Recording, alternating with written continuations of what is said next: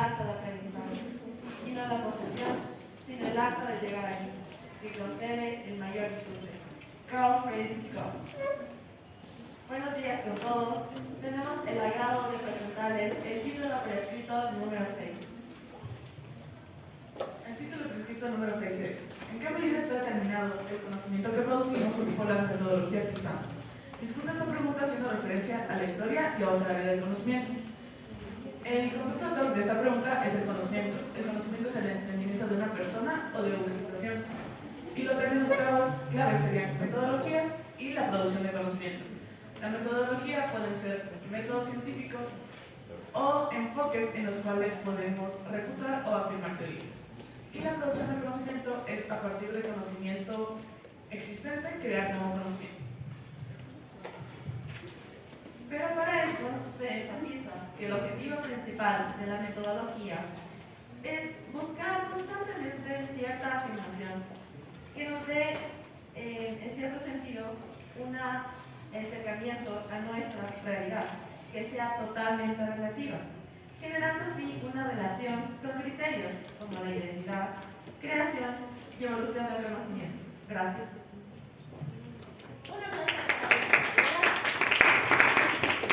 Bien, ha sido una muy buena presentación del título, ¿no? Entonces, como ustedes pueden ver, hay, digamos, tres elementos al menos importantes, ¿no?, de este título. El primero, obviamente, es la instrucción que nos dice en qué medida. Luego está esta parte que nos dice, está determinado, que hace referencia a cómo un conocimiento puede estar influenciado, en este caso, por la metodología que se usa al momento de generar conocimiento. ¿Listo? Entonces, para el día de hoy vamos a tener la presencia de tres profes. El título ya nos pide enfocar esta pregunta y explorar esta pregunta desde la historia. Entonces, para hablar de la historia va a estar la profe Fernanda Garcés, que es profe de History, y voy a estar yo, ¿ya? Y para hacer un contraste va a estar el profe Cristian Bedoya y vamos a hacer el contraste con el área de matemática. Y si Mayrita quiere aportar algo también desde el arte, no nos enojamos. Bien, entonces, vamos a empezar con el área de historia, ¿sí? El día de hoy, junto con Fer, trabajamos algunas cosas, esperamos que les puedan servir. Préstenos atención, ¿ya? A ver, primero, ¿qué implica hablar de metodología? ¿Me ayuda, dónde está? Javi, ayúdame a tomarnos el tiempo. 7 minutos. Ya, entonces, ¿qué implica hablar de metodología cuando, no solamente cuando hablamos de historia, sino también de otras áreas de conocimiento? La metodología, como ya nos decía Paula, tiene que ver con no solamente métodos y técnicas, sino también con los enfoques o los criterios que utilizan, en este caso, los investigadores o quienes hacen conocimiento para producir conocimiento sobre cierto fenómeno u hecho, ¿ya? En este caso, específicamente, ¿qué implica la metodología histórica? La metodología histórica va a implicar métodos y técnicas, ¿sí?, en donde va a ser muy importante la evaluación de las fuentes. ¿Qué tipo de fuentes existen en la historia? Fuentes primarias, fuentes secundarias, fuentes terciarias, ¿ya? En ese sentido, todas estas fuentes van a contribuir, ¿sí?, para el análisis de los hechos históricos. Hay, digamos, un autor que nos ayuda un poco haciendo esta es una representación visual. ¿Se acuerdan del título de representaciones visuales? Entonces, en esta representación visual podemos ver algunos pasos de lo que implica el método histórico, ¿ya? Entonces tenemos como primer paso, primero determinar qué es lo que voy a estudiar. ¿Cómo determino yo qué voy a estudiar? ¿A través de qué lo determinaré?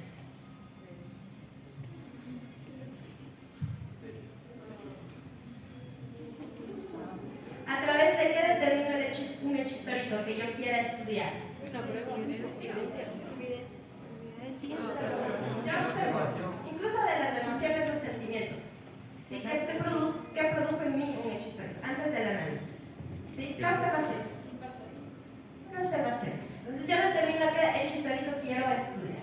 Una vez determinado ese hecho histórico, yo formulo mis primeras hipótesis, ¿Sí? ¿Qué es lo que se acuerdan de las Torres Gemelas? Entonces, este es un hecho que ha sido polémico, ¿cierto? Determino el hecho, formulo mis hipótesis. ¿Cuántas puedo formular? Las que yo quiera estudiar. ¿Sí? Reviso cómo está todo lo relacionado con este hecho. Busco las fuentes que me puedan servir. ¿Sí? Recopilo toda esa información, la organizo, la sistematizo, analizo la validez de cada una de esas fuentes, sintetizo y luego, después de sintetizar toda esa información y el análisis que he hecho de esa información, la interpretación que he hecho de esa información y de esos datos, divulgo, ¿sí? Como historiador. Si los historiadores no divulgaran, no comunicaran ese conocimiento que producen, simplemente no existiría la historia. ¿Ya? Pásale, por favor. Entonces, ¿qué problemas pueden existir al momento de aplicar la metodología en la historia? 1. Usar criterios reduccionistas para el análisis de los hechos históricos. Formular hipótesis tendenciosas. Negar el valor de las fuentes primarias, por ejemplo, como los testimonios orales y narraciones. Generalmente a veces se piensa que, por ejemplo, en culturas o en tribus o en grupos étnicos minoritarios, la tradición oral es básicamente una especie de magia, una especie de charlatanería. No sé si han escuchado, los charlatanes. A los chamanes a veces les dicen que son charlatanes de la salud. Entonces, hay ocasiones en que ciertos investigadores, ciertos historiadores menosprecian, ¿sí? O niegan el valor de este tipo de información, de fuentes, ¿no? Otro problema, ajustar la interpretación de los datos a intereses de grupos, ¿sí? Es decir, ahí ya viene un sesgo, cuando yo ajusto interpretaciones de intereses de grupos. No considerar diversas perspectivas, no considerar el contexto de la época, utilizar instrumentos poco adecuados, por ejemplo, cuando hacen entrevistas, hacer preguntas que sean tendenciosas, preguntas sesgadas, manipular el uso del lenguaje también. Al momento en que se divulga el conocimiento dentro de la historia, los términos son muy importantes y ya vamos a ver por qué. ¿Hasta aquí algo que agregar, Fer? También un ejemplo muy claro de esto es cómo en ocasiones un evento histórico se puede poner en un estilo romántico, en vista de que esto se traduce a una parte literaria, a un texto literario. Entonces, por ejemplo, si pensamos en algún periodo, por ejemplo, pensemos en Cortés, en muchas de sus historias, batallas y todo esto, guerras médicas, por ejemplo, esta historia que es bastante cruda, es bastante fuerte, ha sido como romantizado, como estilizado a una parte literaria. Entonces, eso también es como una perspectiva que puede ser cambiada y puede presentarse como un problema. Otro de los problemas también que quisiera agregar es que los historiadores muchas veces se abastecen de demasiados recursos, puede ser primarios o secundarios, básicamente es mucho, y esto en vez de ayudar al historiador, pues le perjudica porque tiene mucho material que analizar, muchas perspectivas. Entonces, como que viene a cuestionarse mi conocimiento a la nada, no avanza en lo que yo estoy investigando. Un problema también en cuanto a la metodología y cómo voy a llegar a una verdad o a un conocimiento puede ser el perfil de la persona que está estudiando. Por ejemplo, aquí podemos tomar en cuenta los historiadores y un historiógrafo que vendrían a realizar papeles diferentes, ¿sí? No es lo mismo la persona que investiga eventos del pasado basado en recursos primarios y secundarios, comparándolo con un historiador, un historiógrafo que estudia de otra forma basado en métodos para ver las fuentes que están siendo aplicadas, estudiadas y demostrar un evento y un hecho histórico. ¿Sí? Eso. Bien, súper chévere. Hay un tema súper importante que va a tocar, que es la romantización de la historia, cuando la historia se convierte en texto literario. ¿Sí? Y hay muchos ejemplos con los griegos y los romanos de esto. Bien, otra cosa importante. Existen diferencias entre la historiografía y la historia. Les dejo la duda para si alguien elige este título e investigar sobre eso. Y vamos a ver algunos ejemplos que los vamos a pasar súper rapidísimo. Verán, hay un historiador muy famoso, que es peruano, que se llama Jorge Basadre, y él establece o nos indica que hay 3 criterios para estudiar la historia. Al primero lo llama eruditismo puro, al segundo lo llama un criterio pintoresco y al otro criterio genético. El eruditismo puro se basa sobre todo en los datos, fechas y detalles cronológicos. ¿A quién le quieren enseñar estudiado la historia y les han dicho, a ver, ¿en qué fecha se produjo la batalla de Pichincha? ¿Cuándo se fundó el Ecuador? Sí, historias, todo fechas. Dame 2 minutos más, Javi, por favor. Entonces, ¿qué es lo que sucede? Esta es una forma de entender la historia, ¿no? Otra forma. El carácter pintoresco nos dice que la historia más bien recurre a hechos y personajes, pero contados como anécdotas. Más o menos esto es lo que produce la romantización de la historia. Cuando se cuenta como anécdotas, como solo enfocándose en las personas, los personajes como héroes, ¿ya? Y el criterio genético, este es un poco ya más objetivo, más científico, porque se basa en buscar los orígenes y las causas. Hay un tema de causalidad muy importante en la metodología de la historia según el criterio genético. En ese sentido, un ejemplo, ¿sí? Para el eruditismo puro, la historia del Ecuador sería una acumulación de datos. Para el criterio pintoresco, la historia del Ecuador sería una colección de anécdotas, más o menos lo que nos enseñan en la escuela. Fechas y anécdotas de personajes heroicos. Para el criterio genético, el estudio de la historia se lo vería o se lo entendería como una personalidad colectiva, ¿sí? Buscando causas, consecuencias. Otro ejemplo. ¿A quién le quiero enseñar la historia del reino de Quito? Alce la mano. La mayoría. ¿No se acuerdan? ¿Nunca estudiaron historia del Ecuador? Jamás. Ni el reino de Quito les han enseñado. Verán, la historia del reino de Quito fue y ha sido la forma más difundida en que han usado las escuelas y los profes de historia para enseñar la historia del Ecuador. ¿Ya? Entonces, ¿quién hizo esta historia? El padre Juan de Velasco. El padre Juan de Velasco era un criollo que trabajaba para, en este caso, los españoles de aquella época, siglo XVI. ¿Ya? Entonces, él crea este relato histórico desde su propia visión y él nos habla de la existencia de un reino de Quito. En ese sentido, historiadores como Gijón y Camaño y González Suárez lo critican porque dicen, no podemos hablar de un reino de Quito, aquí no existían reinos. ¿Quiénes eran los reyes? No había reyes. ¿En qué momento podemos hablar de reyes? ¿Ya? Eso significa que esta versión del relato del padre Juan de Velasco estuvo pegada a una perspectiva criolla de la historia, de nuestro territorio, ¿sí? Desconoce algunos registros arqueológicos también, porque nos decía que solo los quitus y los caras eran los grandes este reino. Sin embargo, en toda la configuración territorial del norte, de lo que ahora conocemos como Ecuador, existían territorios con estructuras complejas de organización política y también de avances importantes en cuanto a astronomía, matemática, arquitectura, etc. Entonces hay un desconocimiento en el relato del padre Juan de Velasco. ¿Cuáles son las equivocaciones en cuanto a la metodología? Hay errores de interpretación y hay obviamente una, digamos que se olvida de analizar evidencia empírica, como por ejemplo las pirámides que hay en Cochasquí, etcétera, etcétera, etcétera. ¿Ya? Otro ejemplo. Hay no sé si quienes estudian filosofía han escuchado de Enrique Dussel. Enrique Dussel es uno de los filósofos de la filosofía de la liberación creada más o menos aquí en Latinoamérica en el último siglo, ¿no? Y él hace un cambio paradigmático en el análisis de la historia universal. ¿Se han fijado que casi siempre nos enseñan así? La historia se divide en época, aborigen, edad antigua, edad media, edad moderna, edad contemporánea. ¿Quién ha estudiado así la historia? No estudian historia. Edad aborigen, edad antigua, edad media. Me falta aquí la edad media, edad moderna y contemporánea. Así siempre nos enseñan. Y si ustedes buscan en YouTube, así va a estar. ¿Qué es lo que sucede?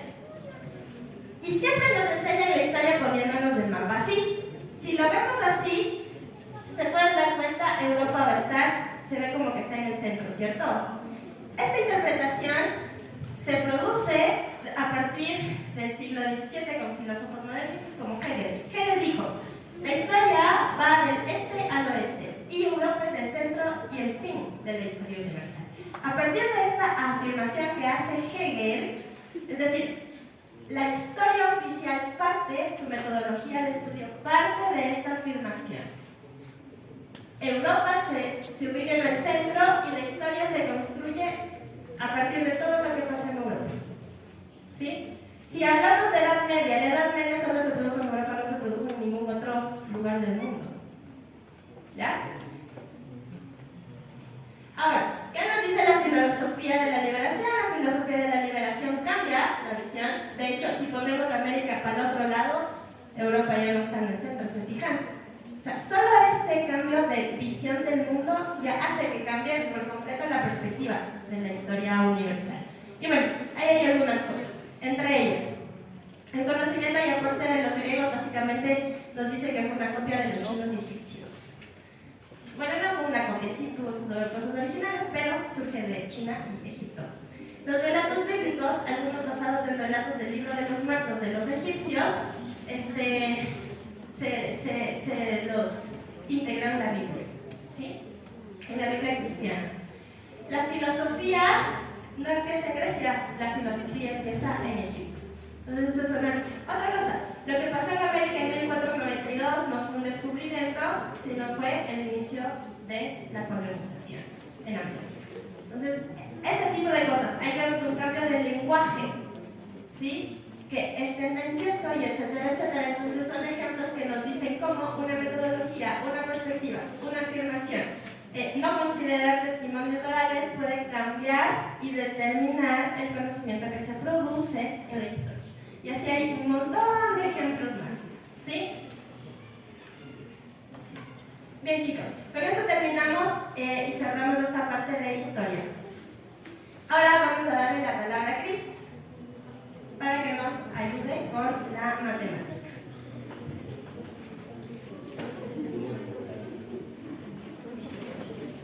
Hay otra, hasta que venga Cris. ¿Han escuchado la historia de España? Los españoles se niegan a pensar que los árabes son su influencia más grande. Y eso pasa porque se piensa que la reconquista española se produce a partir de los reyes católicos Fernando de Aragón y la otra Isabela, católica. Pero en realidad no. Sí, porque España casi siempre estuvo. Primero hubo una invasión de visigodos, luego de ostrogodos, luego de los romanos, luego con los otomanos vinieron los árabes. Y o sea, España es una cosa de mezcla desde inicios de los tiempos, ¿sí? Y cuando ellos hablan de reconquista es para negar y decir que los musulmanes árabes invadieron España o Iberia.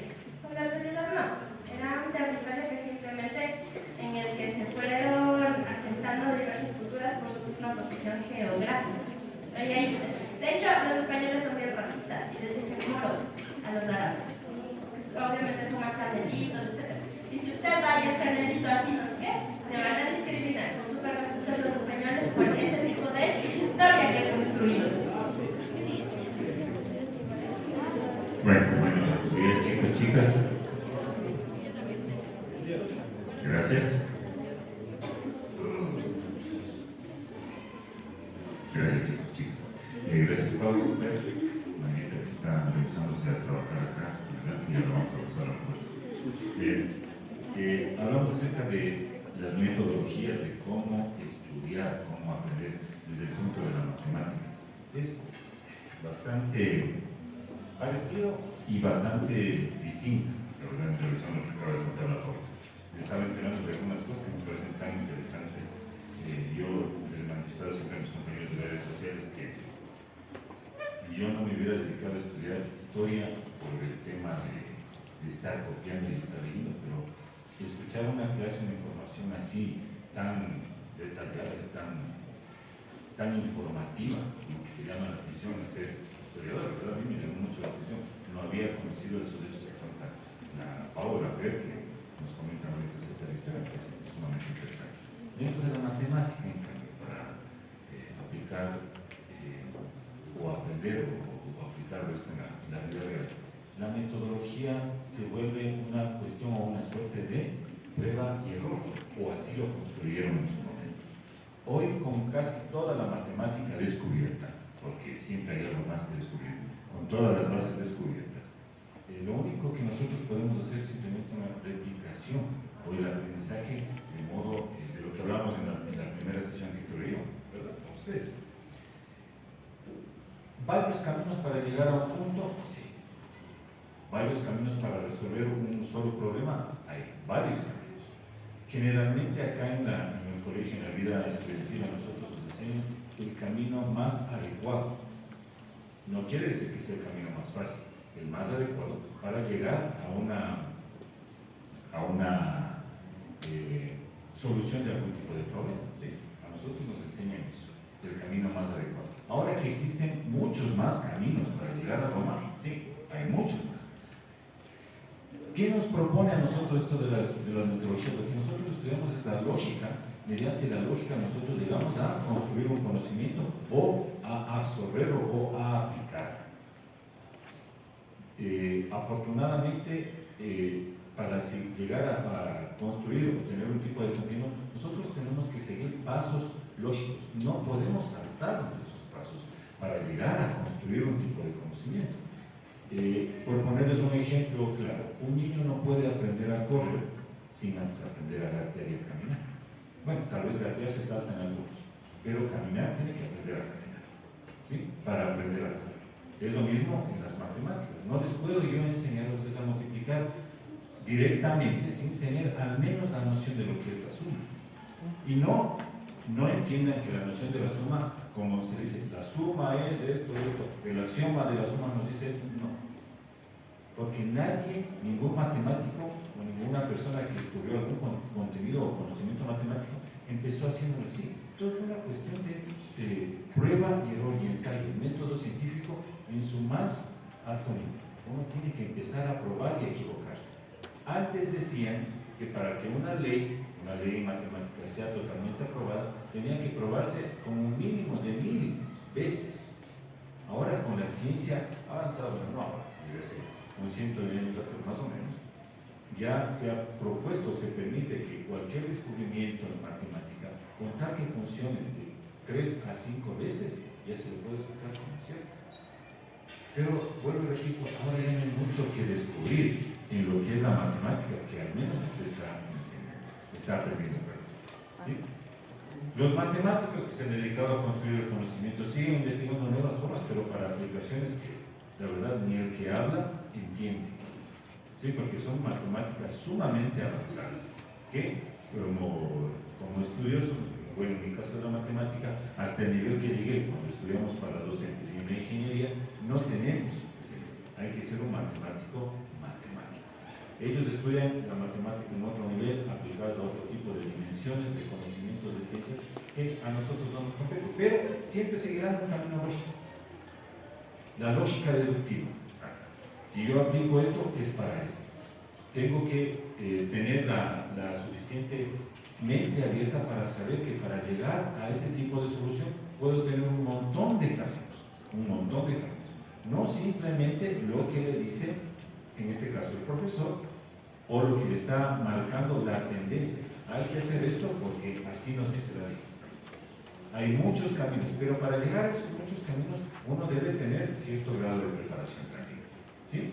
No podemos decir, bueno, yo no voy a hacer lo que dice el profe simplemente porque yo quiero ir por otro camino, pero debemos tener algún tipo de sustento, algún tipo de base para tratar de resolver ese tipo de problemas o cuestiones que se nos presenten, pero siempre primando en la lógica. Yo les voy a poner un ejemplo. El pasado. Tenía un pareja hace unos años atrás y teníamos unos conflictos terribles por este tema de la lavada de los platos. ¿Qué pasaba? Ella decía que no le gusta lavar los platos. En mi lógica, si no te gusta lavar los platos, no ensucias. Esa es mi lógica. Pero ella, como no le gusta lavar los platos, ¿qué cogió? Sacaba una cuchara, ponía en el fregadero, sacaba la siguiente, ponía en el fregadero, es que no me gusta lavar. La siguiente se acababa las 24 que teníamos y después le negaba por lavar las 24 cucharas. Digo, pero si no te gusta lavar, sé lógica, no ensucies. O sea, la cucharita que ensucie, esa cucharita lavo, solo lavo siempre una cuchara. A mi modo de ver no tenía lógica. Ahí eran las peleas mortales porque, o sea, nada, es que no me gusta lavar, entonces no ensucies. Tal vez usted no le pueda llevar al punto de relacionarlo con la matemática, pero yo siempre pensaba, digo, ¿será que como ella era una persona muy entregada a las artes, a las ciencias, a la música, etcétera, etcétera? No me veía en mi cabeza lógica, más allá de la cuestión de ser limpio o no limpio, que no tiene nada que ver. Para mí era lógica. Si no me gusta lavar, no ensucio. Punto. Es así de simple. Si a mí me gusta resolver alguna cosa, si yo necesito ir a llegar a un paso más allá, a resolver alguna cosa de una manera distinta, tengo que prepararme, tengo que tener algún recurso, algún tipo de sustento que me diga a mí, sí, por acá lo hacemos. Mi punto al que quiero llegar es que para resolver cualquier tipo de cosa, enfrentarse a cualquier tipo de situación, sea en la matemática o en la vida, hay que seguir un proceso lógico. No todos los procesos son el mismo. Cada uno tiene su modo más fácil de hacerlo, pero hay que ser un poquito lógico para llegar a la respuesta esperada. Bueno, Margarita, te invitamos a empezar. Sí, por temas de tiempo. Bien, gracias, queridos. Aplausos para Cris. Entonces, abrimos el foro de preguntas, chicos. A ver quién va a participar. Carlita. Esta pregunta es para historia. ¿Qué tiene de especial la metodología de la historia en comparación con otras áreas de conocimiento? ¿Qué tiene de especial? Ya es una muy buena pregunta. Bueno, más que de especial, hay una diferencia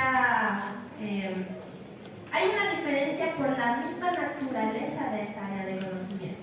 Habíamos conversado ya que la historia tiene una naturaleza interpretativa, a diferencia, por ejemplo, de la matemática, que tiene una naturaleza lógica.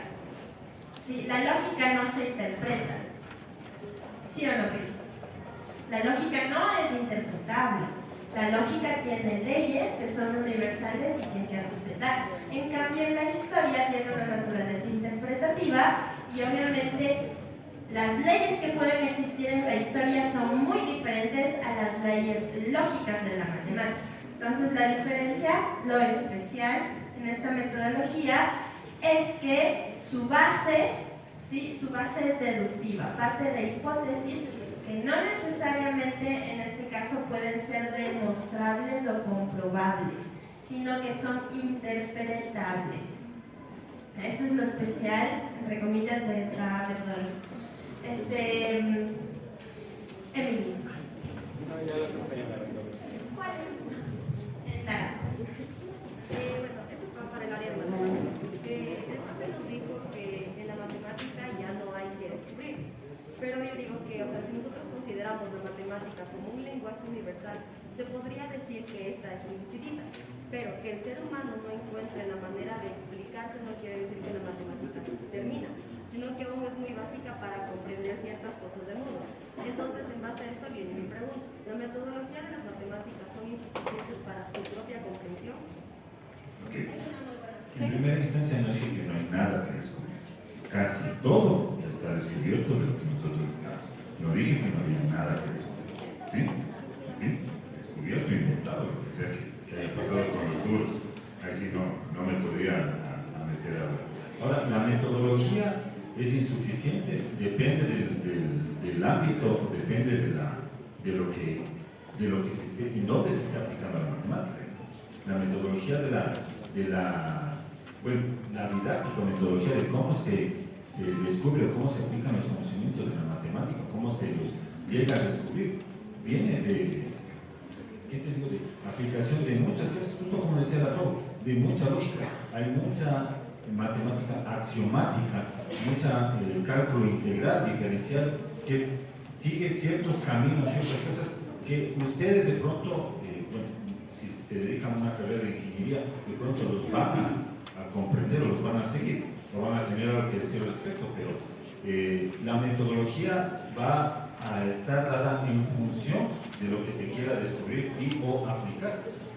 Mal haría decirte que es insuficiente o es innecesaria o es inconveniente. O sea, todo depende de lo que se vaya a hacer. Pero vuelvo y repito, no he dicho que no hay nada que descubrir en matemática.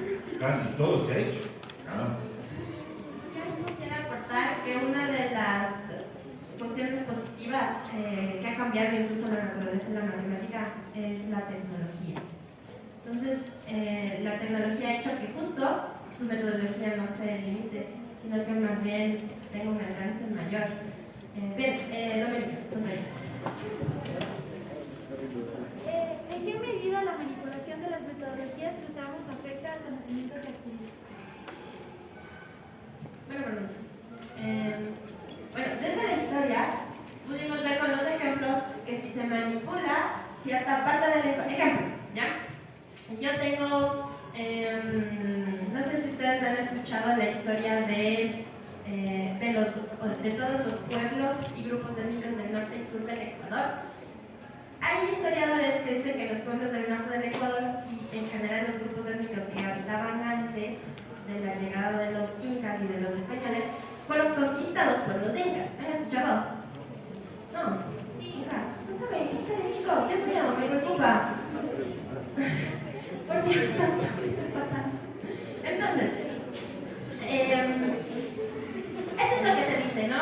Que fueron conquistados por los incas. Sin embargo, hay el testimonio oral de los pueblos del norte del Ecuador, ¿sí? Nos dicen que no fueron conquistados por los incas, sino que lo que hubo fue un intercambio cultural.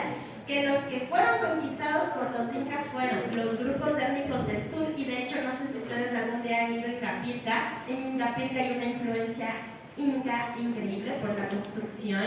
Luego, los apellidos Tai, Pelem, etcétera, son apellidos de origen inca, y los otavalos no. ¿Ya me se ríen? No entiendo. Y de hecho hay un grupo en el norte que se llaman los Mindalaes. Los Mindalaes son el grupo de Otavalo que más, digamos, se ha vinculado con blancos mestizos y blancos gringos.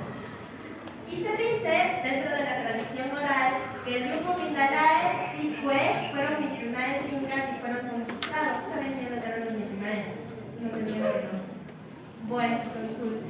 Los Mitimaes, pues, estos Mindalaes eran un grupo que sí tuvo influencia inca y por eso no tienen tanta identidad como los otros grupos del norte del Ecuador, los Otavalos, los Cochasquíes, etcétera, etcétera. ¿Ya? Entonces, hay manipulación cuando, por ejemplo, yo niego las fuentes orales. ¿No? ¿No escondí? Ya. Amir. Escuchemos, por favor. En la historia, una de las metodologías más comunes para adquirir información son las fuentes, ¿no es cierto? Fuentes primarias, secundarias y terciarias. Entonces, ¿hasta qué punto la indagación de fuentes terciarias es importante para producir conocimiento histórico? Las fuentes terciarias. Las fuentes terciarias. Buena pregunta. Vamos a la lección. A ver, consideramos como fuentes primarias de las fuentes que nacen del momento. Fotografías, ¿sí? Por ejemplo, diarios, testimonios, entrevistas, etc. Consideramos fuentes secundarias de las fuentes que están hechas por sobre las fuentes primarias, como documentales, ¿ya? El diario de Ana Frank es una fuente primaria. Un documental de la Segunda Guerra Mundial es una fuente secundaria. Y una fuente terciaria es, Fer, ya me olvidé, ¿cuáles son las fuentes terciarias? Es que no tenía historia hace tiempo. La fuente terciaria es una combinación entre fuente primaria y secundaria, pero la mayor parte del tiempo la fuente terciaria es utilizada por historiografía. Por la historiografía. Sí, por historiografía. Ya, gracias, Fer. Entonces, es una combinación entre fuentes primarias y secundarias. Eso significaría que las fuentes terciarias pueden darnos mayor objetividad al momento de analizar un hecho histórico, diría yo. Buena pregunta. Señorita... participaciones. Señorita Gordón.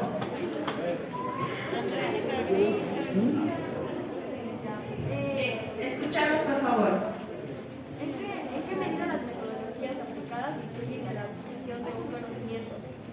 ¿En qué medida las metodologías aplicadas influyen en la adquisición De un conocimiento. Ya, es muy parecida a la pregunta del título, pero hablas de adquisición antes que producción. Ojo con eso, ¿no? Adquisición y producción son, digamos que son dos acciones distintas aquí. ¿Sí? Dos acciones distintas. Vamos a pasar. Andreita. Andreita. ¿En qué sentido tener conocimientos previos de ese tipo de ¿En qué sentido tener conocimientos previos de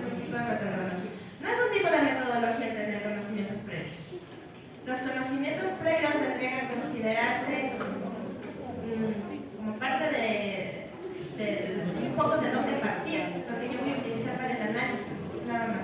Ajá. Pili. ¿De qué manera se puede afirmar o comprobar que una metodología se encuentra desarrollada o empleada para la producción de un conocimiento completo? Buena pregunta. ¿Cómo podemos comprobar que una metodología básicamente es correcta? No, bueno, no. Bueno, dentro de la historia, lo que podríamos utilizar son criterios en el que veamos, primero, que no se esté negando diversas perspectivas. ¿Ya? Otra forma de saber que una metodología, digamos, es buena dentro de la historia o correcta es sabiendo, la primera, que se han considerado diversas perspectivas, la segunda, que han tomado en cuenta y que no han desvalorizado las fuentes primarias. ¿Sí? Otra, que las interpretaciones no sean sesgadas. ¿Cómo me doy cuenta que una interpretación es sesgada? Valorando si es que, por ejemplo, ha habido una conveniencia para legitimar cierta historia de grupos de interés que tienen poder económico o político, por ejemplo. ¿Ya? Ese trabajo de los historiadores es bien difícil, porque depende mucho de la mente de los historiadores. Entonces no te puedes meter en la mente, y de la ética de la investigación. Buena pregunta, Lili. También, Alejandro. Esta pregunta es para historia, que dice: ¿de qué forma el conocimiento que producimos puede ser tomado en cuenta en una afirmación? ¿En una afirmación? Ajá, sí. ¿De qué forma el conocimiento que producimos puede ser tomado en cuenta en una afirmación? Cuando tú generas afirmaciones, produces conocimiento o repites conocimiento. Entonces,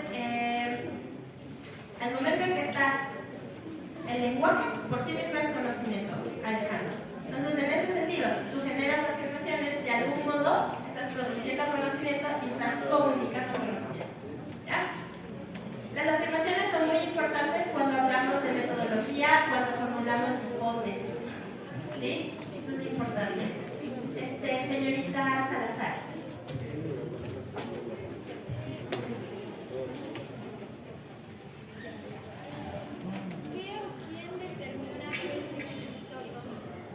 Ay, qué buena pregunta. ¿Qué o quién determina que es un hecho histórico?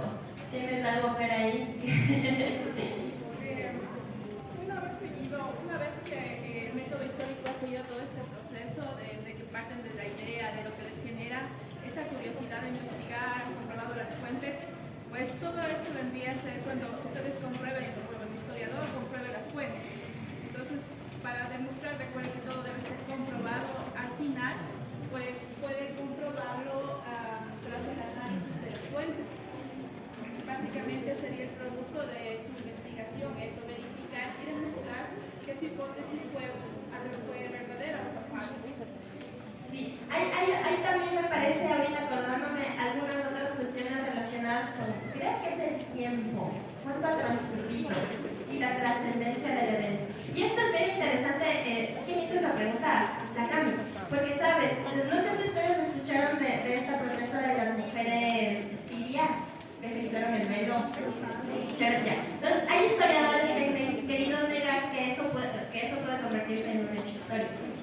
¿Por qué? Por el tema del dogmatismo y ortodoxia que existe en el mundo islámico, ¿sí? Y en el mundo, ¿cómo se llaman los? No son los musulmanes, hay un grupo específico que son los talibanes. De los talibanes, ajá. Entonces, eso es súper importante lo que dice la Cami, porque también es parte de la metodología. ¿Ya? Alberto. Una más y cerramos. ¿Cómo se podría crear conocimientos sin las metodologías? ¿Cómo se podría crear conocimientos sin las metodologías? En matemáticas sería posible crear conocimientos sin una metodología. Como lo dijo la Paula, en matemática hay una lógica que seguir. A mí se me hace bastante dudoso crear un conocimiento sin una metodología, sin una lógica a seguir. De ley debemos partir de algo, aunque en un comienzo obviamente no existían las matemáticas que hay ahora. Siempre se tuvo que seguir algún tipo de lógica para la construcción, o para la consecución del conocimiento. Creo que eso pasa en todas las ciencias, creo yo, sea en historia, en biología, como decía hace un momento la red, para que sea considerado un hecho histórico debe seguir un proceso, comprobar fuentes primarias, bla, bla, bla. Tiene una lógica. Entonces yo no creo que exista ningún tipo de conocimiento sin ningún tipo de metodología, ningún tipo de lógica para su construcción. Yo al contrario creería que sí. Pero el conocimiento, hablamos de conocimiento básico, conocimiento complejo, conocimiento mítico. Entonces ahí, en esa pregunta, Alberto, habría que diferenciar los tipos de conocimiento. ¿Sí? Siempre un conocimiento creado por una metodología específica será más complejo. Vamos con la última, el Anthony. El Anthony, a ver, ¿a quién no le he dado la palabra?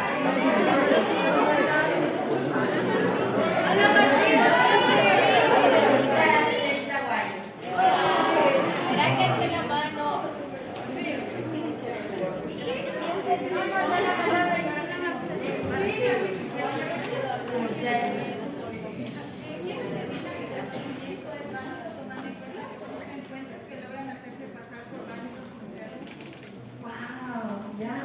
Súper interesante. Es una pregunta muy buena que si elige este título la puede hacer, la puede formular. A ver, ¿cómo determinamos la validez de una fuente? ¿Cómo determinamos la validez de una fuente? Se determina por su objetividad. Y hay una cosa que pasa en la historia, chicos, y es que los historiadores, ¿por qué creen que no hay muchos historiadores? Porque es tan difícil hacer la historia, ¿ya? ¿Qué es lo que sucede con la historia?